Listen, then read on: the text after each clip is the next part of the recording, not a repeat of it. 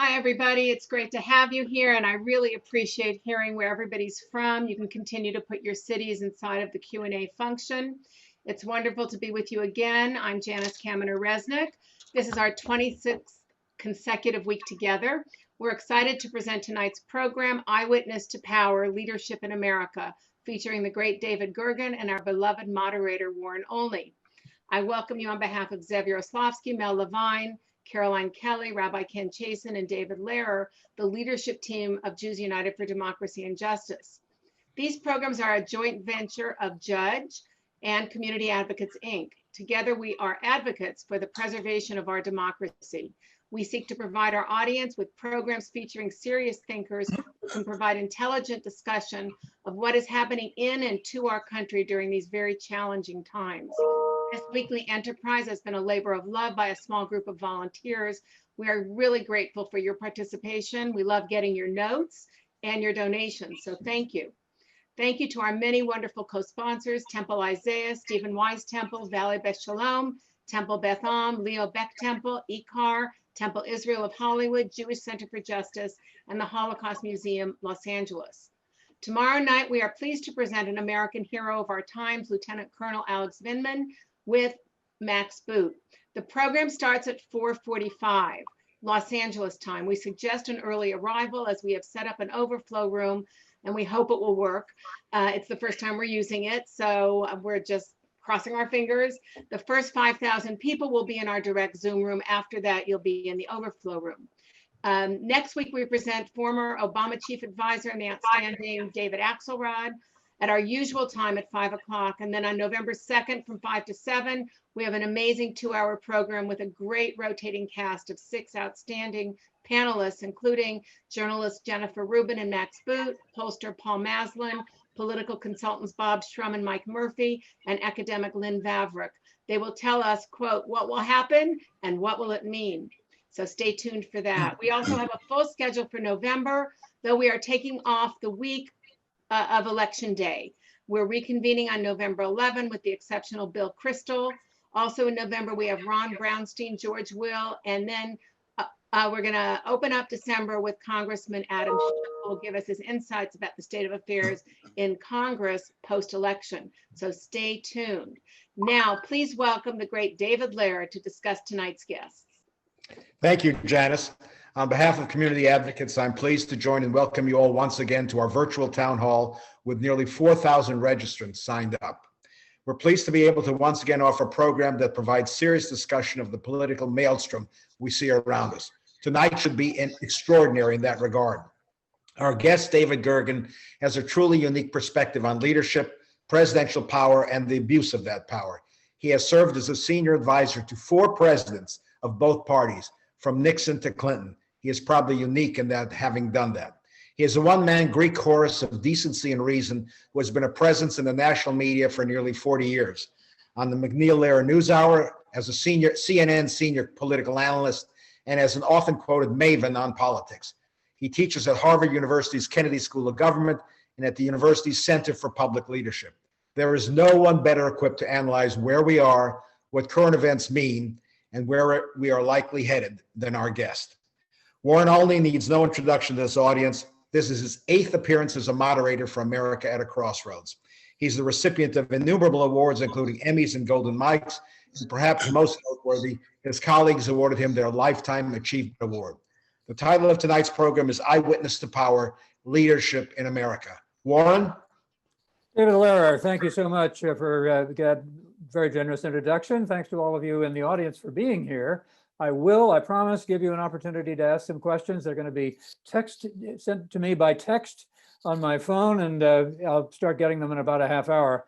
So start texting them whenever you feel like doing it. And David Gergen, it's a real privilege to be able to talk to you. I've watched you, of course, for years. And it's a lot of fun to have an opportunity to go back and forth on this particular forum, which has been such a rich experience for me and for a lot of other people, and I know it will be for you as well. Well, terrific, Warren. Thank you very much. I'm honored to be here. I was stunned to hear that you might have over 4,000 people tuning in and joining us. It's remarkable, that list that we just heard Janice reading from. It's just absolutely remarkable. You've put this together. It's been so successful, and I'm glad to join in. So fire away. Let's get started. I already got an email from somebody who suggested a question that I might want to ask, and it came from somebody in Chicago. So you can tell that this people are paying attention. I normally wouldn't ask you about the latest news, and particularly about something that just happened a couple of hours ago. Sure. But because I don't know that everybody in the audience has had a chance to see it, or that you have had a chance to see it even. But it's really, I think, important, and it is this: that President or former President Barack Obama made an appearance at a rally in Philadelphia, and it was an unusual rally because it was in a drive-in theater, and everybody was socially distanced in their cars, and they were all honking away, and Barack Obama was asking them to honk. Not all of them were in their cars, but most of them were, and they were respectful of that. What was extraordinary about it was, well, what was not extraordinary was it was Obama as you would expect him to be. He was eloquent, he was passionate, he was also down to earth, and managed to go to cover the whole range of political speaking.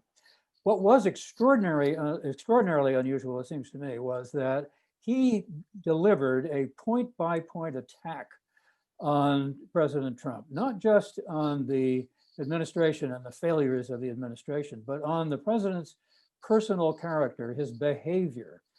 He talked about the Chinese bank account. He said that the president shouldn't have a bank account in another country. He talked about the taxes. He said Barack Obama's first job was with the Baskin-Robbins, and he paid more taxes probably than Donald Trump paid the first year that he was president of the United States. He said that not only can he not protect us from the coronavirus, and has he not failed to do that, but he can't even protect himself. It was really an extraordinary thing because presidents just don't do that. And Dana Bash on CNN, whom I saw, pointed that out at the very outset, and particularly Obama, he hasn't done that. Does this indicate, do you think, that we have somehow reached a point of no return when it comes to American politics and political rhetoric? I don't think we're at a point of no return, but we're damn close. Warren, I have not had a chance to see the president's speech. I have read about it. It of course, is making the news everywhere, and it's very pointed. And as you say, there is an old tradition that former presidents have a fraternity among themselves, and they generally try to avoid going after each other. George W. Bush, for example, has been quiet throughout this campaign. You could just imagine how much agony Jimmy Carter has gone through watching all of this unfold. So I happen to think these are old traditions that are worth trying to preserve, but there are limits, and their limits come. President Trump has spent 4 years trying to dismantle anything which had Obama's name on it, anything which could be connected to him. He has done everything he can to abolish it, to undermine it, no matter whether it serves the public interest or not. He has been boorish about it. He's gone after Obama. He's obviously had long times way back in since he first started questioning Obama's citizenship. There is certainly in the minds of many who listen to him, certainly overtones of racism there that are very distressing for an awful lot of people. So I do think President Obama is justified in having at least one occasion where he really says it as it is. There's an old saying that if you're going into a knife fight, don't have just a baguette. And the issue is here, if Donald Trump persists, as he has been for a while now, lock her up against Hillary, all these questions about Obama, all these criticisms about Obama, I think that he's permitted to break tradition once. I hope it doesn't become a way of life among our future presidents and those who are on the sidelines. I do think that it is a tradition that's worth preserving. Sometimes the best traditions are preserved by once or twice violating them. The Republicans, almost to a person, with the exception of those who have stepped out and said they're against Trump, but those are people who aren't holding office at the moment, at least for the most part, although we're beginning to see some erosions in the Senate. But Yes. they have certainly gone along with Trump's attacks on Obama and perhaps Right. Trump's attacks on other people as well. Which is why I asked if, and you said we may be close to a point of Right. no return. It Right. does seem to me the environment is changing in this context. Absolutely, it has changed. It's changed dramatically, and it's continuing to evolve. And I don't think we've seen the end of this. Listen, I think that one of the things that attracted me, and I'm so delighted and privileged to be here, is about that you see the threats of democracy in your organization. And I believe if you want to preserve democracy, vote. Because the best way to preserve it right now, given the current circumstances that we are in, is to have the voice of the people better represented. And I'm confident that if the full voices of the American people are heard, Donald Trump is going to seem more and more an aberration and not an expression of who we are as a people. I have more confidence in the country and in our fellow citizens than to say that they're going to be easily swayed or taken in on a more permanent basis. I think the future is still up for grabs. And it's really, really important that those people who believe in democracy, who believe in liberty and ordered liberty, and who believe that we need to work with our friends overseas, we need to preserve the rule of law, they have a responsibility to vote this team out of office and change the direction. If you don't believe that, that's a different thing. But right now, I think we're poised at a critical moment in American history. Things could still go either way. Doris Kearns Goodwin, the historian, someone I hope that you'll have on your list one day because she's so wonderful. And she argues that we're more divided today than we have been at any other time in our history since the 1850s. And we all know where that led, to a civil war. I've been out on the trail speaking with historians whom I would recommend to you. John Meacham is one that's right at the forefront.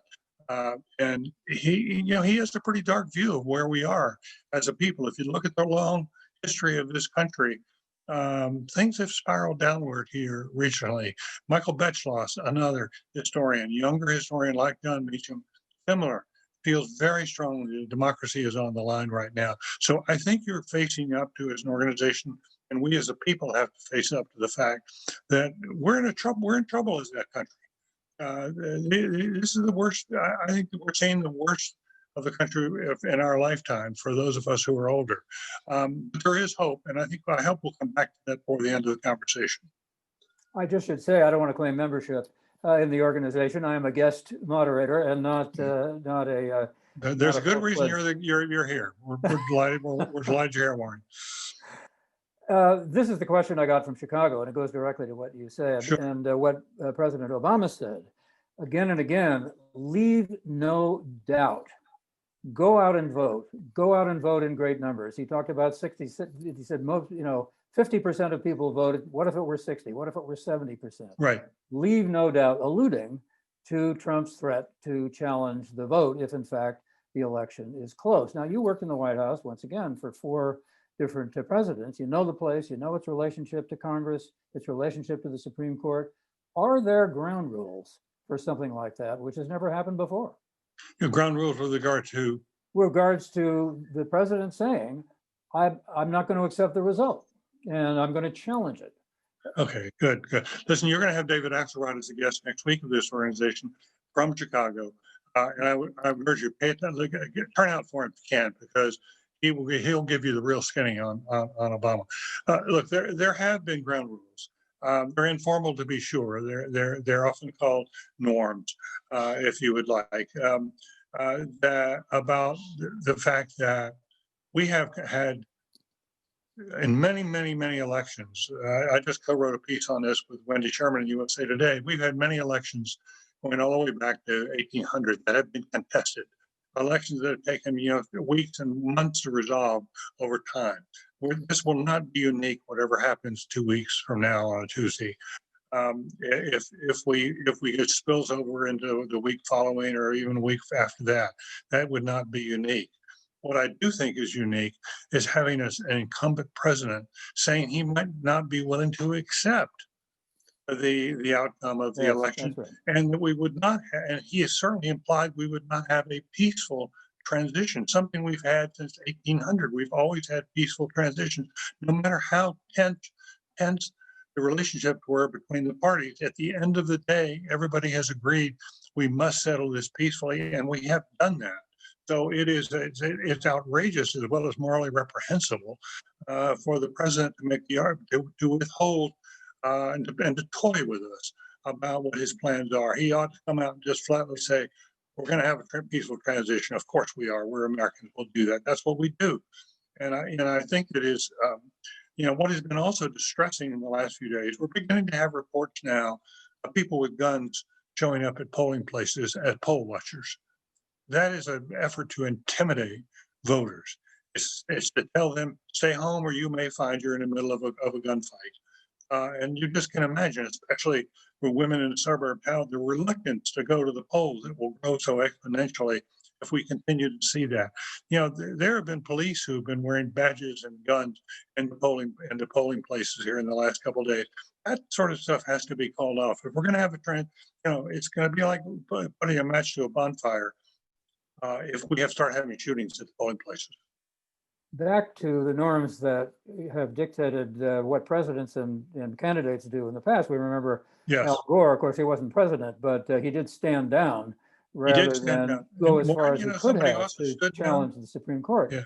So it seems to me what you're saying is, though, that there aren't any ground rules for this particular thing as yet, because no president has done this before. Yeah, but there are guardrails in our politics, and the guardrails are to protect ourselves from ourselves. And we have had presidents, you're talking about Chicago. If you go back to the election of 1960, one of the most contested here in modern times, Jack Kennedy won by the barest of margins. But there were all sorts of, there was a lot of evidence that in Chicago, the graveyards had voted at least twice. And that Richard Daley could deliver whatever number of votes that Nixon, that Kennedy needed to go over the top.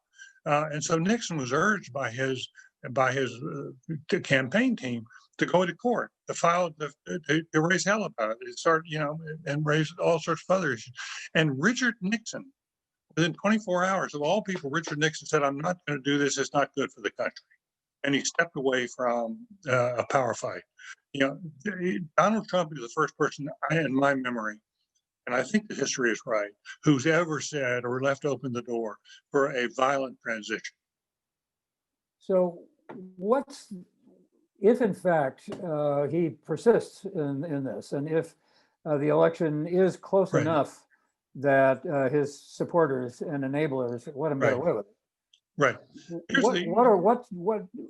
What might take place, or how might it be fended off? Yeah, well, let's see what the threat is. The threat is this: in nightmare scenario, and I still think there's we can come back to this. There's a very good chance this is not going to unfold, but it's there. It is present, and that is, let's take the state of Pennsylvania, which has become so pivotal to this election. That's where Obama was today. Yeah, where he went today, and a lot of people think that the election could hinge on Pennsylvania.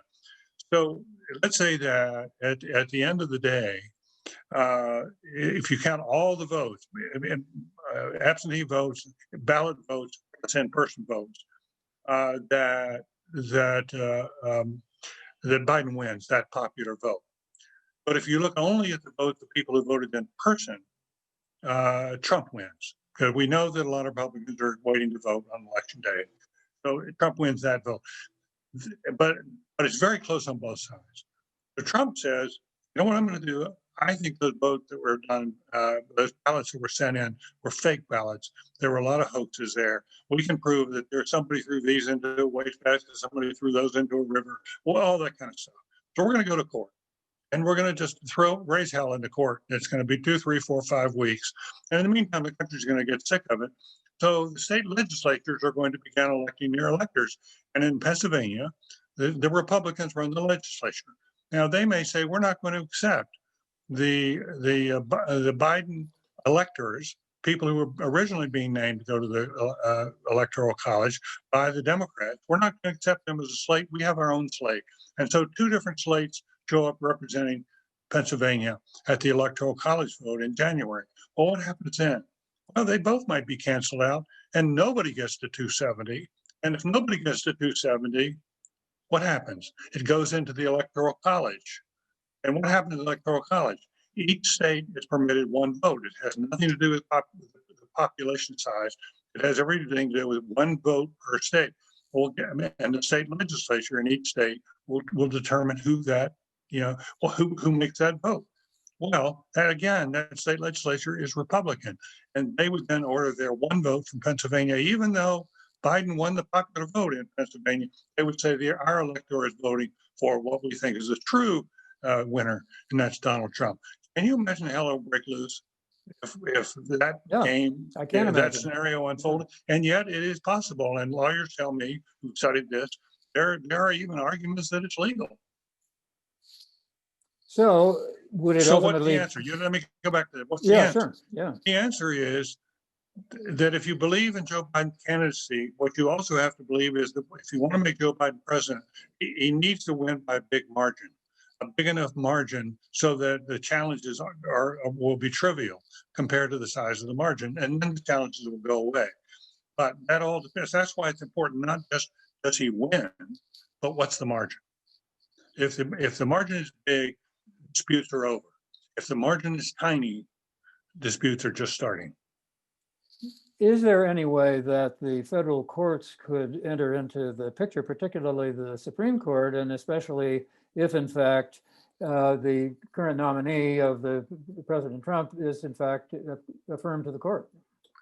It's possible, as we know from the way back when with Gore and Bush. The justices split 5-4 along party lines, and it was not only did many Democrats think that it was stolen from them essentially, but it diminished the respect for the court because it looked like the court was politicized. And that's the great fear here now. We've got enough trouble in the country without thinking that the court has become truly a pawn of the politicians. My sense is that John Roberts, as Chief Justice, knows that, he senses that, and his fidelity, I think, is more to the court than most people think. That does not mean he will vote frequently on the more liberal side. It does mean that he can say in the Affordable Care Act case, he seemed to show great concern about the reputation of the court.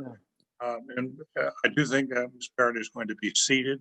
There are more stories coming out today about a group that she belonged to that seemed very fringy, that she was involved with, the schools in 3 states where the gay children and children of gay parents were not allowed in, according to the story of the allegations. It's still just an allegation.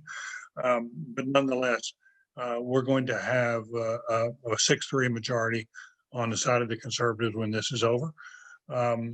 I think one of the big questions Joe Biden has promised to answer in the next few days, possibly in the debate tomorrow night, the big question is, how is she going to fit in over time? We don't know the answer to that question.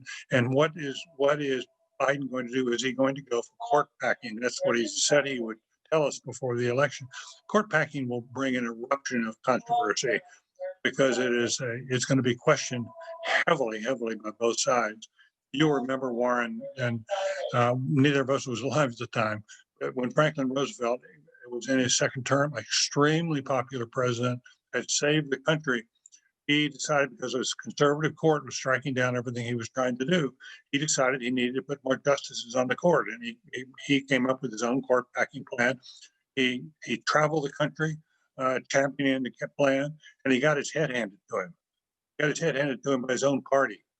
It just went against the grain. So I think that Biden would be well advised not to pursue court packing, especially in the early days when he's trying to put together a bipartisan coalition of some sort. But I think he might look at other alternatives.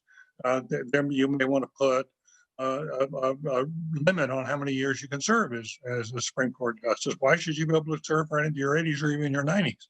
Isn't it better for the country? A lifetime appointment. But why should it be a lifetime appointment, especially if it becomes politicized? So there's some big fights potentially looming, and especially if the Republicans continue just to try to ram things through, you're going to see a lot of interest on the part of Democrats for compensation, for payback. And Joe Biden will then face a dilemma as president. Does he try to work with those Republicans and let bygones be bygones? We're not going to try to revisit this court issue. We're going to just move ahead, which I think instinctively, that's sort of where he comes from, to try to sort of keep us together, keep moving ahead if he can. Or is he going to listen to the people who are on his left, who are very strong, and speak for a lot of progressives in the Democratic Party? I'm sure they speak for a lot of people in our audience tonight, and they're very legitimate participants and objecting to a system that has become rotten over time. So Biden will be under a lot of cross pressures on this issue. It's always said that anything's possible. What would it take, do you think, for Republicans, whether it's Sass or anybody else who's been critical of Republican senators of the president, to be so concerned about Amy Coney Barrett that they didn't vote for her confirmation? What about Mitt Romney? Well, Mitt Romney said today he did not vote for Donald Trump for president, so he's broken with him on that issue. Right. But I don't think, with due respect, I don't think the Republicans have the votes right now. From every count that's being made, they have the votes to. I don't think the Democrats have the votes to stop it. And I'm sorry. What I'm saying is, what would it take to shake that? What appears to be a guarantee. I just don't think that the Republicans are going to break against Trump on this issue of the court. It's clear that a growing number of Republicans are going to break with him over the longer term. Clear that we're going to have more defections before the November 3rd elections. I think we'll have more defections. I don't think on this issue, though, Warren. I think it's going to come more broadly on his behavior, on his character or lack thereof. And if the Republicans get a shellacking in this election, that is a possibility and a growing possibility. If they get a shellacking, there's going to be a lot more infighting among Republicans than we've seen for a long, long time, because they know they have to rebuild the party. They know that what the party that Trump has built is not sustainable in the long haul. And in fact, I think the Trump years are going to wind up being a real setback for the Republicans. And maybe we'll bring them more to center right instead of far right. We'll have to wait and see. But these years will not be remembered favorably by historians of the Republican Party. What about the Democratic Party? And suppose Joe Biden wins, suppose even that the Democrats get a majority of some kind in the Senate. To what extent do you think is that party destined to be torn apart by the opposition of young people, of minority people, of Blacks, Latinos, gays, lesbians, and so on, against the establishment Democrats who sort of went the third way with Clinton and embraced Wall Street and have and are really opposed quite differently. Look, I have great respect for people on the progressive wing of the Democratic Party. I think they are underscoring for us how far we still have to go to create a more just society.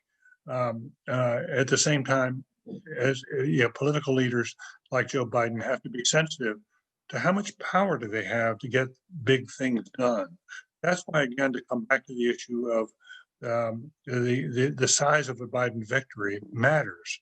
If he has a big, thunderous runaway victory, then he's going to be in a position of great power to bargain across the landscape with various groups of Democrats as well as Republicans. If it's a narrow victory, he's a lot weaker coming out of it. He doesn't have the mandate. He could be, if he gets a victory in the 8 to 10% range, for example, which is possible. CNN has a survey out today saying that's about how far ahead he still is. It could also tighten more, so we don't know which way it's going to go. But in the end of the day, if he has a big margin, he can go to the AOCs of the world and say, "Listen, what you're proposing with the Green New Deal, some of these other things, are right in the long run. They are right to be aspirations. but we can't get this all done in the first year. We've got to prioritize what's really important to us. And one of the things that's most important to us is to restore the trust of the American people. And I said, and I'm quoting Biden or making it up for what Biden might say. He said, look, he promised the American people he was going to be the president of all the people, not just the president of his base. And that means he has to work with people who are in the middle. He has to work with the Republicans who are moderate to see if he can do things in a bipartisan way. And that may mean some things are going to be done more incrementally than when one's a big swath. Biden, he doesn't want to do things. He's being accused of all sorts of radical things like defunding the police. He doesn't want to do that. He's made it very clear he doesn't want to defund the police. And he makes it very clear that he wants to return the ACA, the Affordable Care Act. He's making it very clear he's more of a moderate Republican, and I think he needs to stick where he is. But he is going to be under a lot of pressure from the Elizabeth Warrens and the Bernies of the world, along with AOC, to turn pretty far left. And I think he's going to run into a buzzsaw if he does that.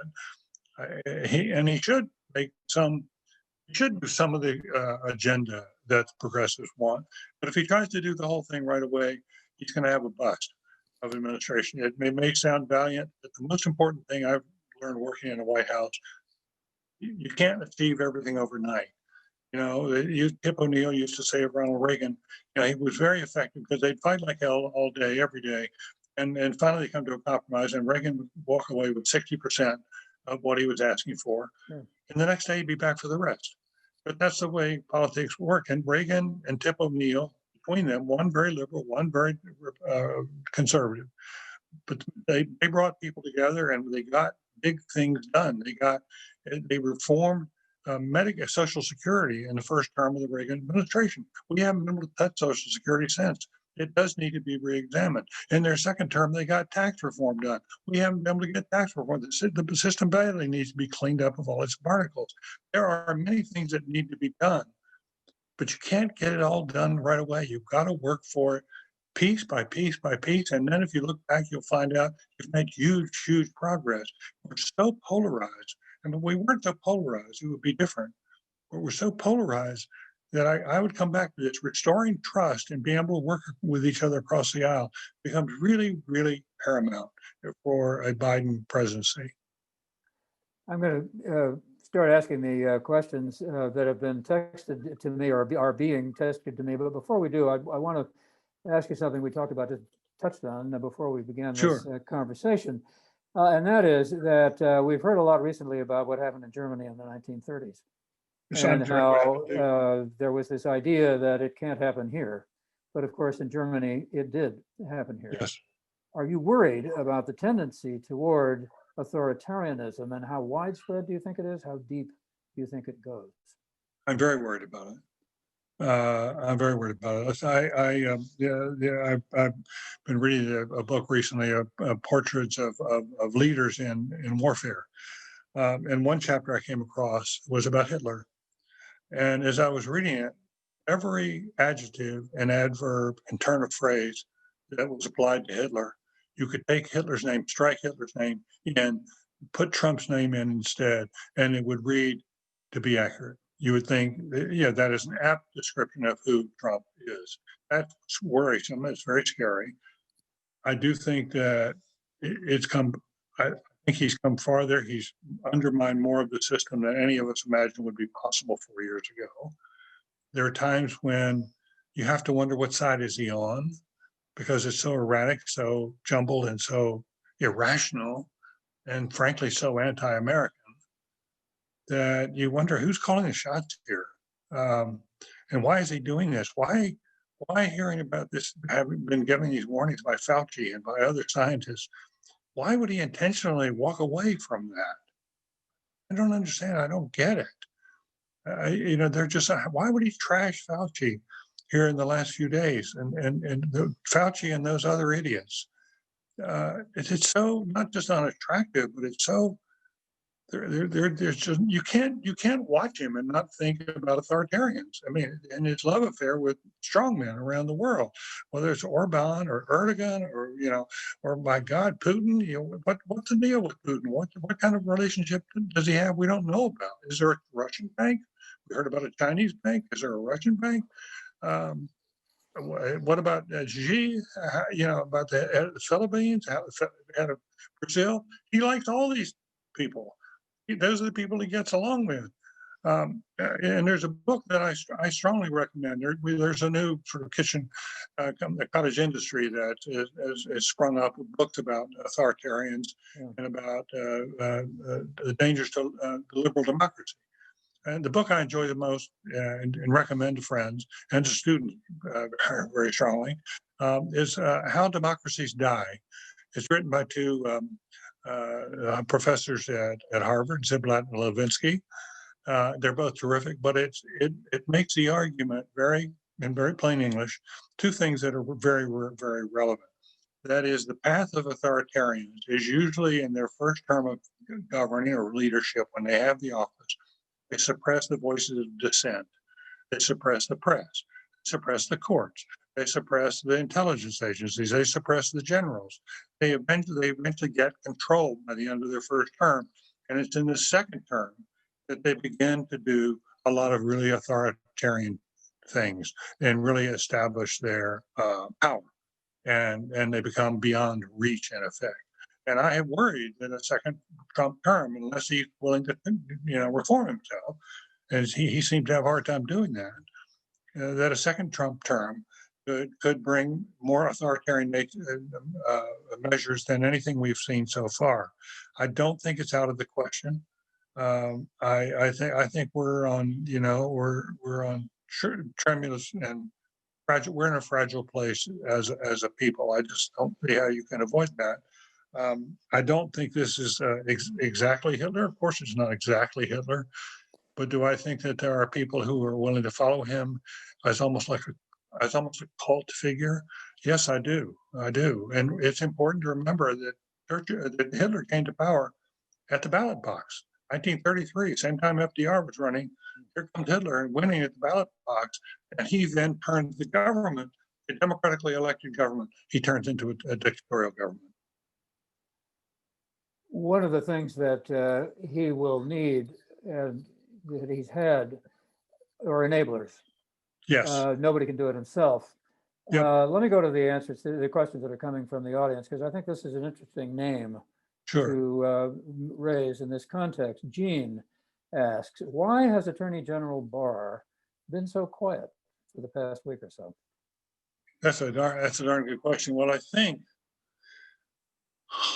he was undermined to a considerable extent by the attention he gave to this Durham investigation, to have these attorneys investigate on his behalf, whether the FBI and others may illegally started an investigation of Trump and the Ukraine and all the rest of that. Because he thought there was surely crime committed there. And then in the last 2 weeks, we've had very firm word that the Durham group has not found any criminality. And I think some of them have even left. Yeah, and there was that I think that must have been chastising for him. Yeah. But this ain't over. There's a very good chance that if we start getting into litigation over the results of the election, that Trump will try to use the Justice Department as his lawyers to pursue his own ends. And then Bill Barr will be under a huge amount of pressure to stick with the president. And we'll have to see, one is hardly encouraged from the past few months to think that it's going to be, that the Justice Department will remain independent, but hope springs eternal.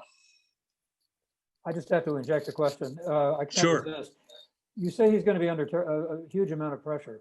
For a guy Yes. like that, who was almost retired when he came back to the Justice Department, having been there before, I'm sorry, where who was? does the pressure come from? What is the nature of the pressure that causes him to be an enabler in a situation such as he's in right now? Well, when this administration ends, I think Bill Barr is going to want to go back to his law firm, and he's going to want to go back to his friends and neighbors. And he comes out of the conservative community, and they will treat him as a reprobate. Okay. He'll pay a heavy price for that. I mean, that's been the problem that many people have had around Trump. If you cross him, he's going to go after you publicly, and he will find ways to undermine you privately, and make your life very unpleasant. And it's been very, very hard for people to stand up to that. And one understands, it's not quite a pact with the devil when you go in, but I must say, I can't remember any time when people respected people and who go into government for very good reasons. And there are a lot of people like that. We shouldn't assume that there's sort of mobsters controlling everything in government. That's simply not true. There's a lot of very, very good, decent people in our government still. But they're under a lot of cross pressures. Look at the guy you're going to have tomorrow, Midland. I mean, there's no better example. The man is coming to this very organization tomorrow night. And by the way, with Max Boot, who, I urge you to listen to Max Boot because he's such an interesting, thoughtful man who's paid a price about his defection from the conservatives.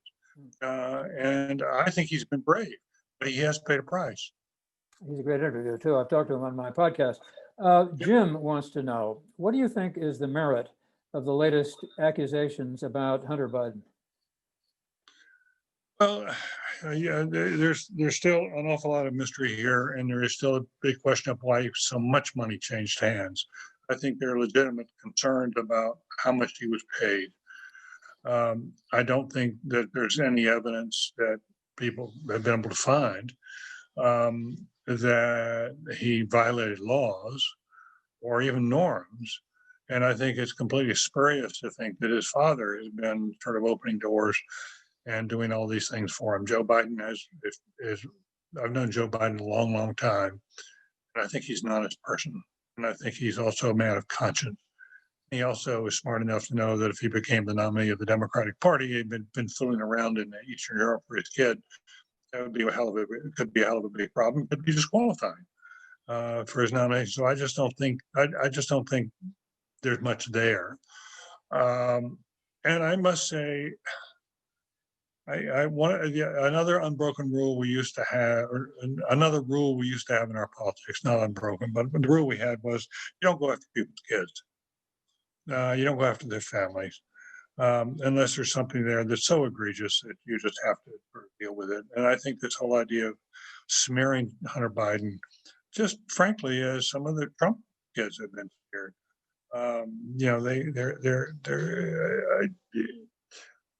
Does Jared Kushner? You know better than I do.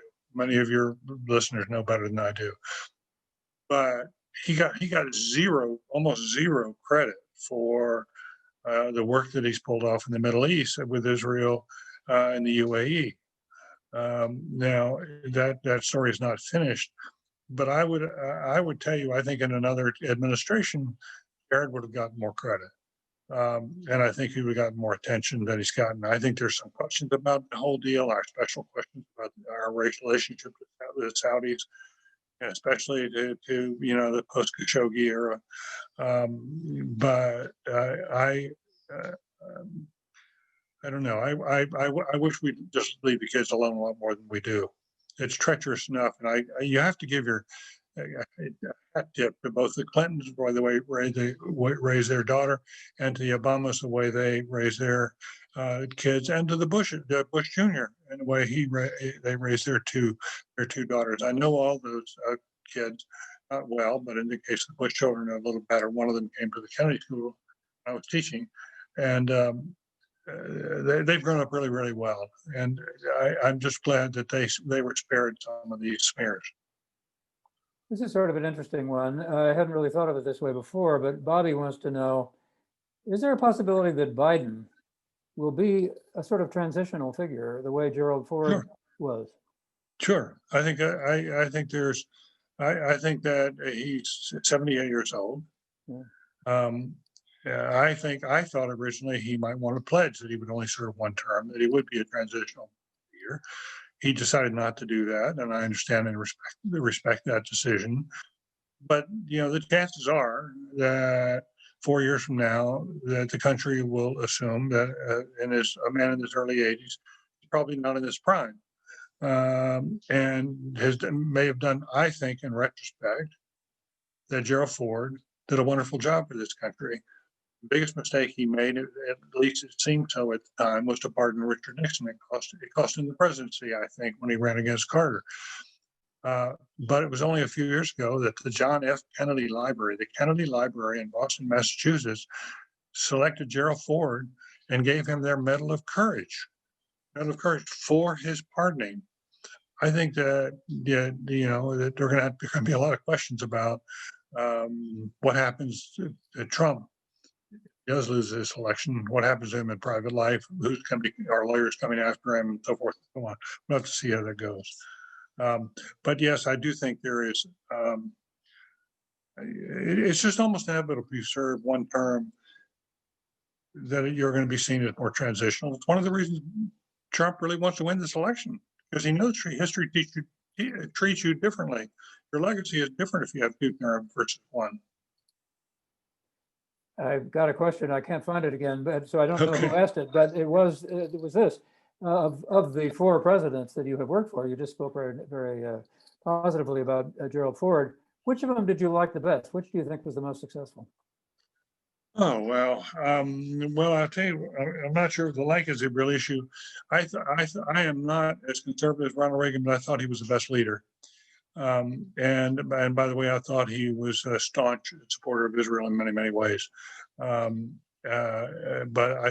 he helped to end the Cold War. We won it without firing a shot. He did. I think he restored a lot of America's lost faith in ourselves.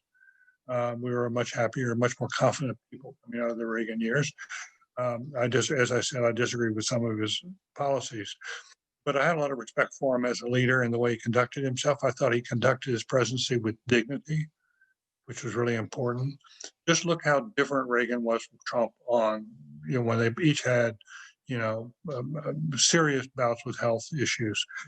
Reagan, we all know the Trump story of what happened and how he came out and had the joyride in the car before he left the hospital. And then he went up and had this routine up on the second floor of the White House, the Eva Peron kind of exercise. You thought Mussolini or Eva Peron, take your choice about that whole episode. And then it's particularly and very importantly how he downplayed this as opposed to say someone like Chris Christie who's handled it honorably.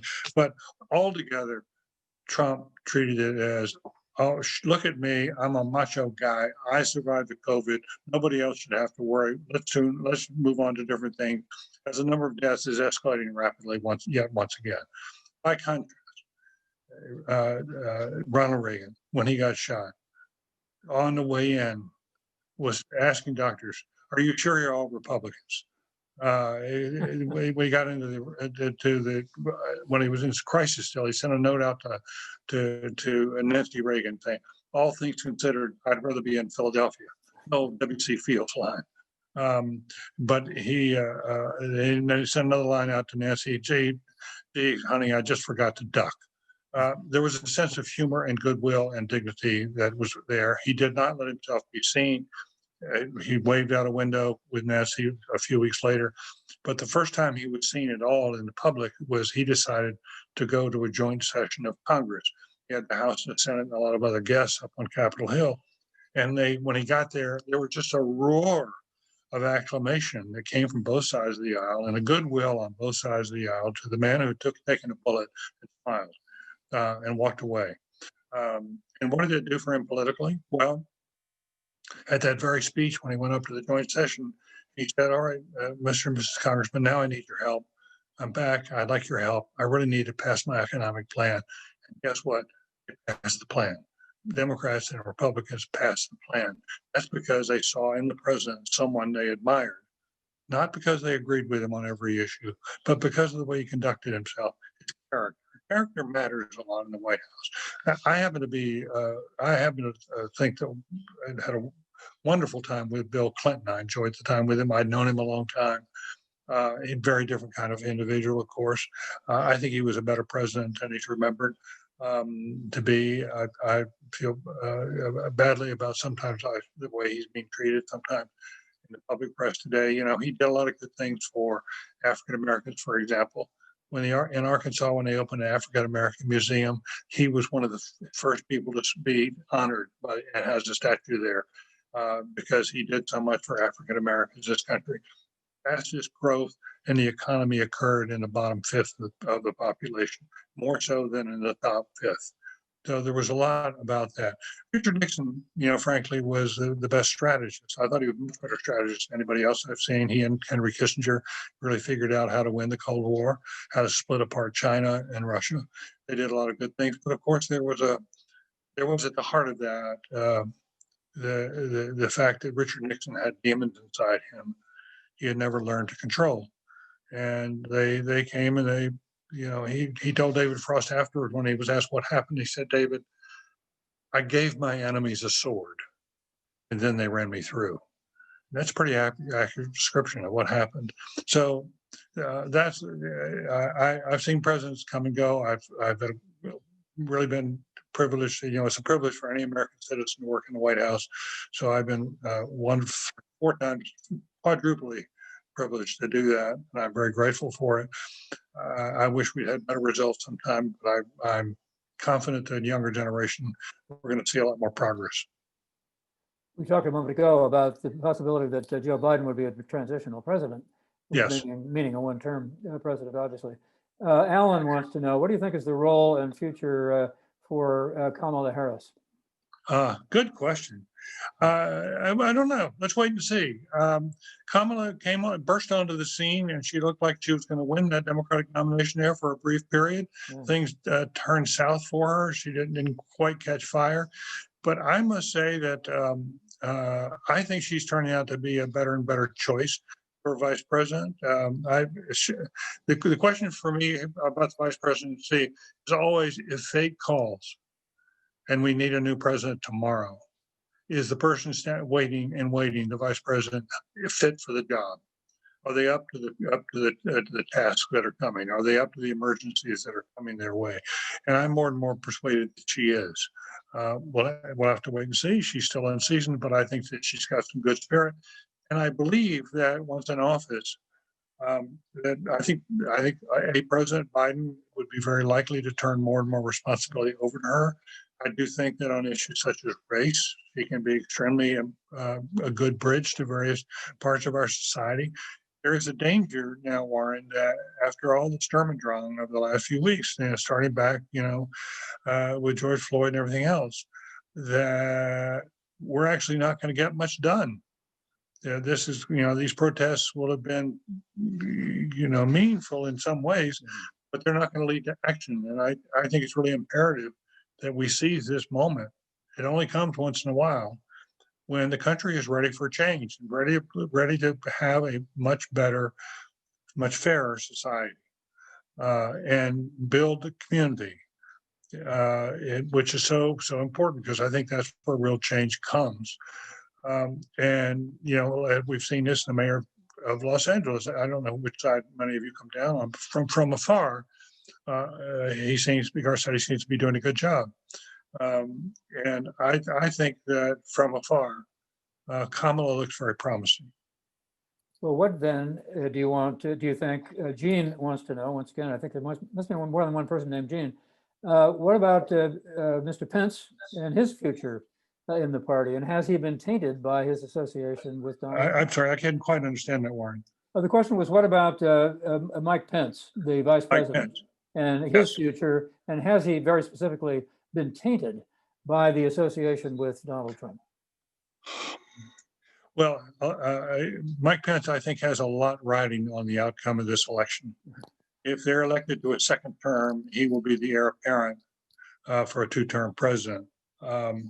And even though the president may not be at 75% approval after 8 years, there may be the Pence would be in a situation where he would probably be the leading candidate George H. Bush, for example, as vice president of Reagan, and after the second term, he became the nominee of the party and won that election. So if Trump were to win with Pence's help, I think his chances of one day becoming nominee of the Republican Party go up possibly quite considerably. If, on the other hand, Trump loses, then I think it's really, really hard for Pence to make the argument that ought to be the next nominee of the party. I think there's going to be more of a house cleaning spirit, and we need to find some younger people who can. And there are some younger people in the party. People talk about Tom Cotton, but there are others. And I happen to think Nikki Haley would be someone a lot of Republicans would be attracted to. But we'll have to. I spent an evening a dinner and an evening with her a few months ago, and came away feeling this woman's a pretty darn good politician. I don't agree with a lot of her politics, but pretty impressive. Did she make a good impression at the UN? I'm sorry. Did she make a good impression at the UN? Was she? I think for the most part, and she got a good book out of it, and she's kept her. It's been interesting to see. She hasn't been. I know she's standing up for Trump, but it's not as if we've seen her a lot standing up for Trump. It's not as if she's making the news every few days.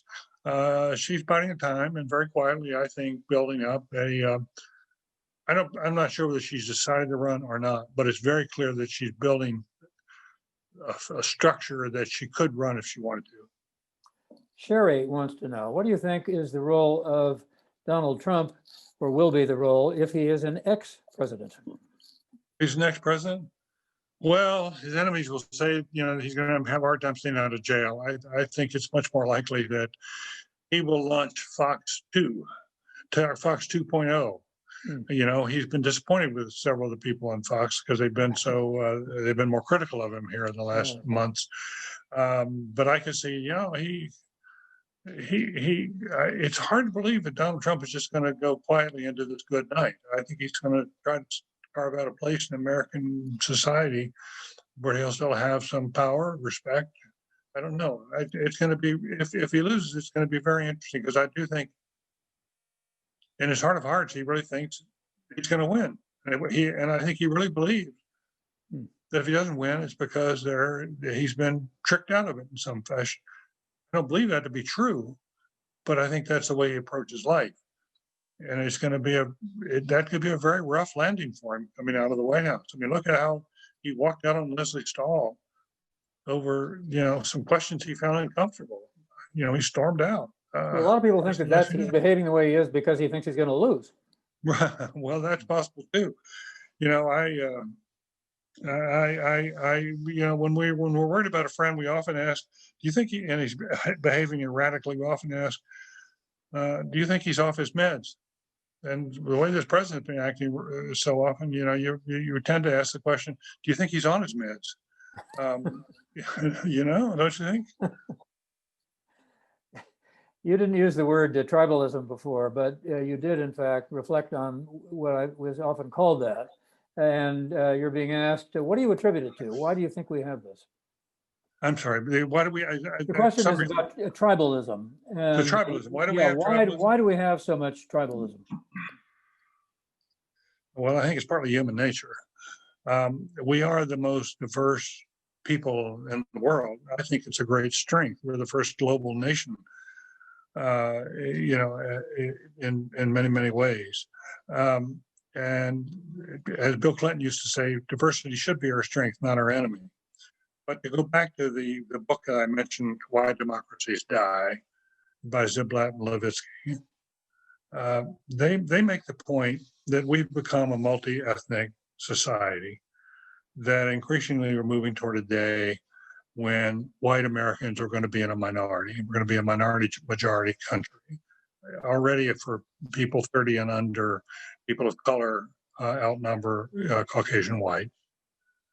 And we're moving toward 50% over the next 20, 30 years.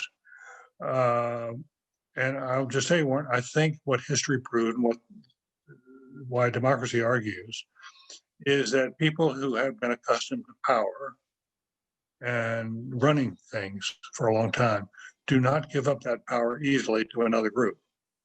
They want to protect themselves.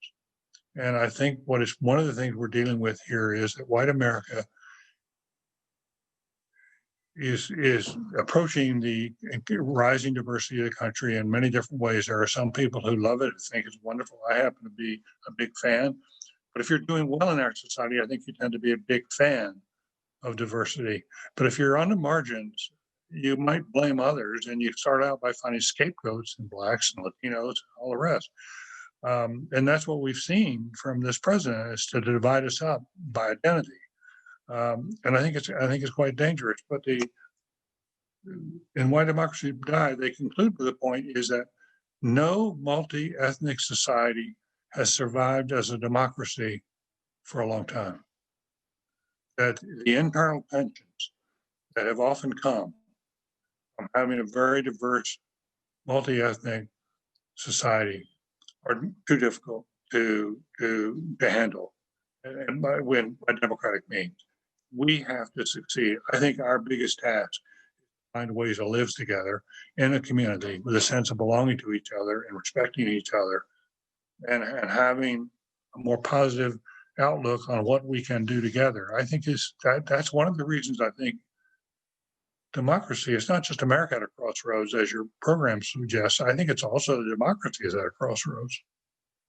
Very quickly, we're really out of time, but you said earlier when we were chatting before we went Yes. on the air that you are a short-term pessimist, but a long-term optimist. So yeah, explain that one.